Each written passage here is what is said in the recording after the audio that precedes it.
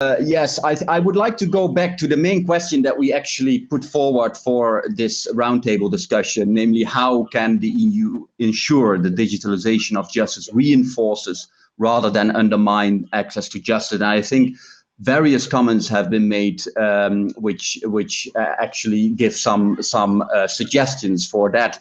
And I think a first important aspect that has been mentioned is the need for a structural dialogue and collaboration among all the justice stakeholders, EU institutions, agencies, national ministries of justice, councils of the judiciary, court staff, and especially also legal practitioners such as lawyers. Instead of working in silos, we must ensure that all relevant actors engage in the discussion, exchange information, and collaborate with one another to make sure that this digital transformation, as also mentioned by Mr. Aguilar, this digital transformation of justice remains aligned with the real needs and obligation of judicial actors and court users. And this point is particularly relevant for also the future governance of the e-Codex infrastructure, as also indicated by Mr. Reinders this morning.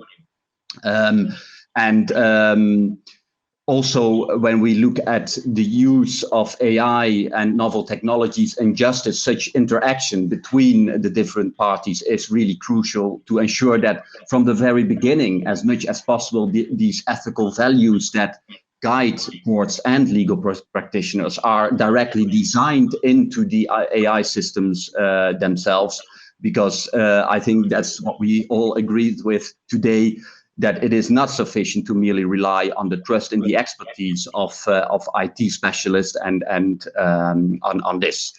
Secondly, I think today's discussion has also shown the continuous care that needs to be taken that the digitalization of justice does not undermine the laws that govern citizens and justice actors in the real world.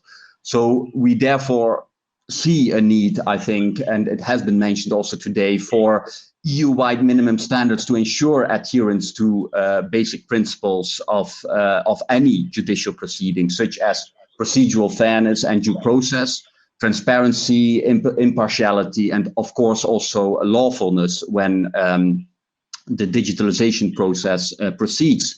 And finally, also highlighted by various speakers today, is that we must remain vigilant that the digitalization efforts remain focused on improving the quality of our justice systems and are not only introduced for achieving efficiency gains or cost savings.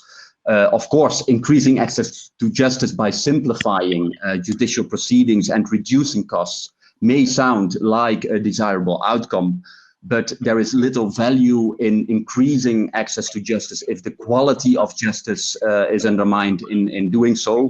And yeah, I think there is a temptation that we all want to reap the benefits of new technologies in order to make our life easier, our work easier, to reduce overhead costs, to be able to respond faster to demands of citizens. But with the great benefits of offered by technologies also come great responsibility to ensure that these technologies remain ethical, fair, and human-centered. And having heard today's discussion, I believe that these, in fact, should be the key characteristics of what we then would call a European approach to e-justice.